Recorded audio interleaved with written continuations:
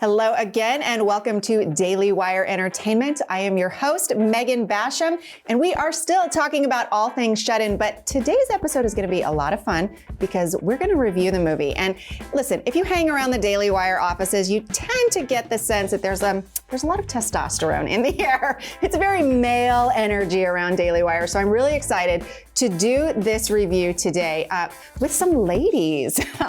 I have commentator Lauren Chen. I have Federalist culture editor Emily Jashinsky, and we are going to break down this movie. Girls way, girls power. So tell me, what did you guys think about the movie?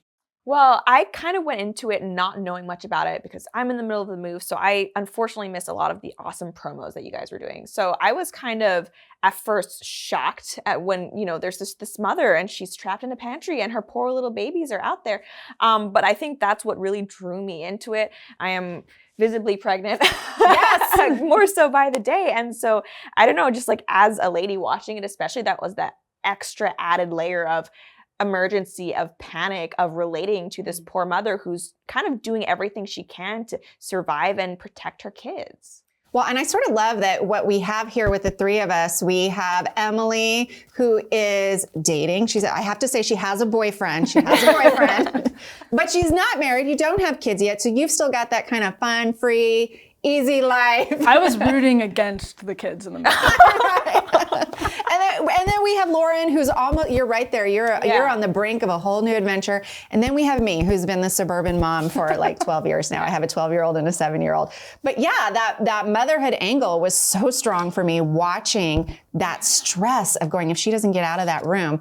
So how did you experience it, Emily? Well, so there are a lot of things that I really liked about the movie. First of all, and Megan, we were talking about this, one of Hollywood's worst habits that I think is encouraged by its bureaucracy and its sort of corporate structure now, it is so self-indulgent that movies are not well paced, and they are just bloated to the point of they just drag so much and they get so boring.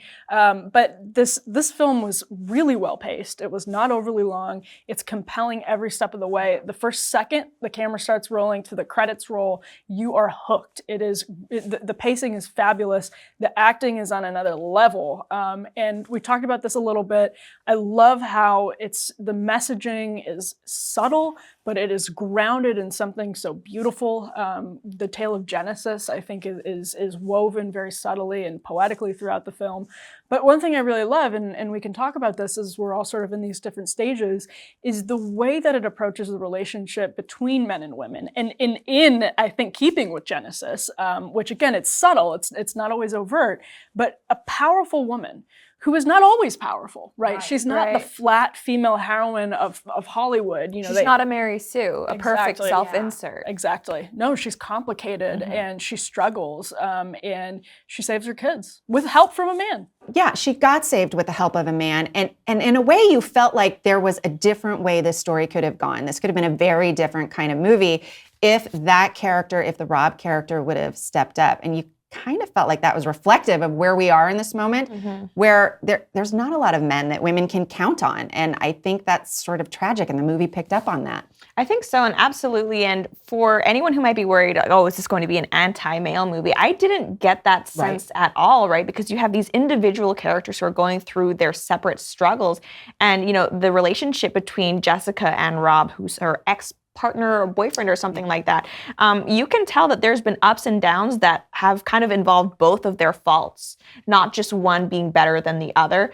And so it's very much a situation where you could tell that if they would just work together, things would have been solved immediately. But it's kind of the fact that there's this tension between them that causes all of the problems. So it's actually an encouragement for the genders to kind of come together if we want to pick apart the themes here. Well, he really loves the kids, right? Yes. You can tell, and you see that, and that's what makes his story all the more powerful. It's that he doesn't want to be, ravaged by addiction and in the throes of addiction, but that's how powerful the addiction is. Even somebody who loves his children, he can't escape the fog.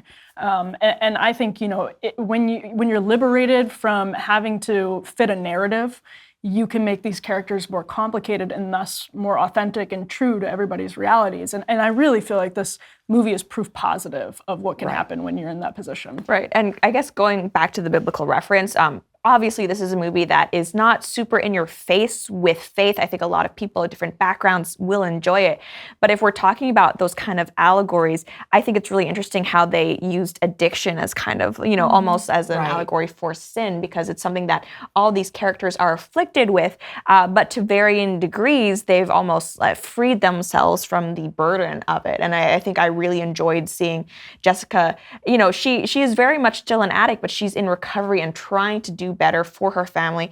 And it's a very positive message. It's not something that, a lot of times when a film deals with addiction, it's something that's going to bring people down. It's a heavy topic, but I felt this was done in almost a more uplifting way. Well, and you got this sense, too, that she had a grounding that the other characters didn't have. Like when Sammy, the pedophile, is talking about his background. It is tragic, and Rob's background is tragic, and she is the one who had a grandmother of faith who was able to plant that in her. And so, you kind of laugh, but it was a great moment when she stumbles on some solutions, let's say, in unexpected places. I don't want to give anything away, but I loved that because that just showed that there was sort of a heritage of faith there, and it did pay off. When she got into a really bad place and got into really bad trouble, that grounding came back to her, and it brought her back from the brink of destruction and oblivion. And I love that. And that was kind of how you go on this hopeful arc. And without that, you don't have that. If you don't have those seeds of faith, you don't get to that place of redemptiveness and hopefulness. Yes, and we're so sort of socially atomized now, right? Like we don't all connect and live with our grandparents in the way that humans have historically. Right. In the scope of human existence, that was such an important part of people's daily lives. And so for her to find this wisdom passed down from her grandmother as she was struggling with a truly an existential crisis, I think was, again, it's a message. It's not overt or political or partisan, but it's something that is very, very true to so many people's experiences. And that the wisdom she transferred was also rooted in faith and rooted in, just the symbolism. That's we're here on the set, which is amazing, and just seeing that. The apples, the apple butter, it's poetic, and that's the word I keep using, but it's the best word, I think, for it. Well, and we talked about this on another podcast episode, Lauren, but that moment at the end where, you start with the rotten apples, you start with sort of a fallen Eden of, we have the original sin, we fall into that.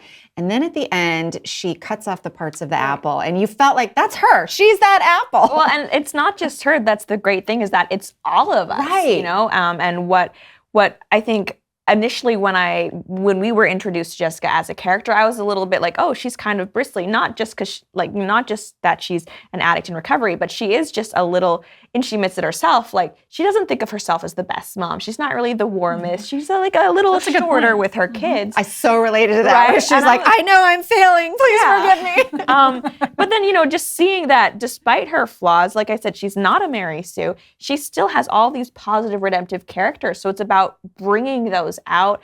And, that part that the grandmother says that the best parts of the apples, like you don't just throw away something because it's partially rotten. You just cut that part out and you can preserve the good. I thought that was just such a beautiful message for the film to have. And yet it didn't hit you over the head with it. It wasn't like, please absorb this Christian message. Exactly, those themes were there, but it wasn't like, okay, you've entered church on Sunday. Right, which is what turns people off to actually absorbing those messages. Right. And this film didn't have an agenda, but I think it drew on something that is true and authentic and beautiful. And that's what makes it, I think, more powerful and poignant and moving for audiences across the sort of spectrum, right? Right. You don't have to be in one camp or another to appreciate this film. And that's something very rare these days.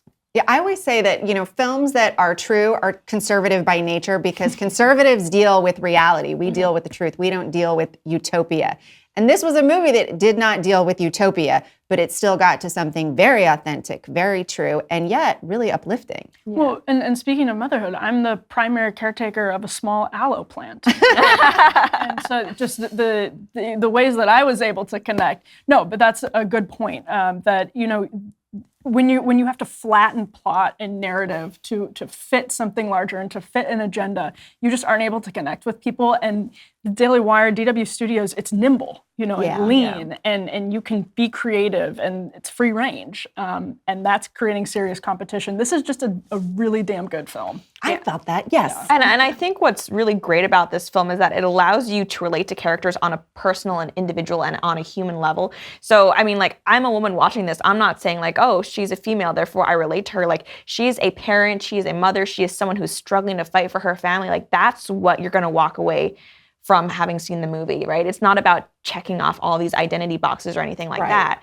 And I think that's how films bring people together and entertain people, because we shouldn't just be looking at like, oh, there's not enough Native American, trans, disabled women or anything like that. Like, because you want to connect with characters on a deeper level. And I feel like the characters are written well enough in this movie where we can see them as actual people rather than just avatars of whatever skin color or sexuality or whatever. Right. I mean, even the worst character, right? Even Vincent Gallo as Sammy, you're like, he's terrible, but he wasn't one note. Like, there were moments where I'm like, I actually feel some sympathy for this guy. I feel that, he's been through some rough things. And he's had his own ups and downs. Even then, it's revealed like he's not as a bad guy. He's not even just this one-dimensional evil character, because we all have different facets to ourselves. And when we talk about that, part of what I want to talk about as we're reviewing it is, we've heard about some of the elements they were going to take out of this movie, that they were going to tone down sort of the biblical references, the biblical symbolism. And that is part of what made it so rich. You go that sort of the water trickling down, the sort of baptism reference, the apples we've talked about. Coming through the tile. Yes. The birth, right? Right. It looked so similar. Right. Well, I mean, I You'll don't know about find out soon, Lauren. Yeah, I'm sure. But it's so well done. I mean, the way it's shot, it's beautiful. It is. It's beautifully shot. Beautiful, very atmospheric. And I feel like this might sound strange, but even watching the film on mute, having scenes taken out of context, I feel like I could still just understand the tone that the director was going for at the time based on things like the cinematography. And I think that's just how coherent this film is, like every aspect working together, the acting, direction, the writing, which is something that I feel like some studios, they can be so focused on like this flashy IP or this social preachy message that they can actually overlook like, oh, by the way, we are making actual art here. Right. Like quality matters. And casting quotas. But I loved something that you just said about how Rainey's character, it was prickly at first, right? Yeah. And I think that speaks to how dimensional the acting was, right? So you take the material in the script and you have amazing directing, and then the acting brings to it and just complements all of the dimension that's already in the script and makes this person complicated and real. Yeah. And I think that's such a good point. And also, as long as we're talking about acting, can we talk about the child actress who plays her daughter? She was fantastic. She was so good. Every note was authentic. Yeah. I loved her. And I'm someone who, like, anytime I see a kid on screen, I understand, like, they're doing their best, but it's also like, okay, this is not going to be good, like everyone. But she was really good. She wasn't overly precocious. She wasn't the child actor where you're like, I do not feel a child. And I mean, let me just tell you, I got a 7-year-old. I remember I got a 12-year-old. We went through all those stages of, I asked for a screwdriver, you brought me a crayon. Yeah. Work with mommy a little bit here. Yeah. So let me ask you, we know we need to wrap this up, but I do want to know, what were your final thoughts? What are you thinking audiences are going to come away? I think you're going to come away with a story that it's going to challenge you at some points, right? Because this is a thriller. There are going to be parts that kind of leave you on the edge of your seat, that maybe make you feel uncomfortable, but the payoff, at the end, it is so worth it. And this is a very personal movie in that you are really like face to face with Jessica the entire time. This is her journey. It's an emotional roller coaster, but again, it's worth it. The payoff is huge. And it's just, it's an experience going through it. I've heard some people say they're worried that maybe it's too scary or anything like that. It's not a horror film. Right. But it is a thriller. It's gritty, but I think there's a lot of very positive messages in that, despite its almost darker tone. Yeah, absolutely. I would say women are powerful, and they are made more powerful by motherhood. And again, this is not a message that Hollywood is particularly strong at communicating now, but the way in which the main character, as a mother, saves her children with the help of a man, partially, and has a very complicated power dynamic with that man, but is made so powerful by the love of her children, the love for her children, the love of her children, that she overcomes these incredible circumstances. It was incredibly compelling. Well, Emily, Lauren, thank you for joining us. I love this discussion. I'm going to be lobbying to do this all again for Terror on the Prairie. Absolutely, right? So you can watch Shut In right now on dailywire.com. You can stream it right there. All you got to do is subscribe. Thank you for joining us.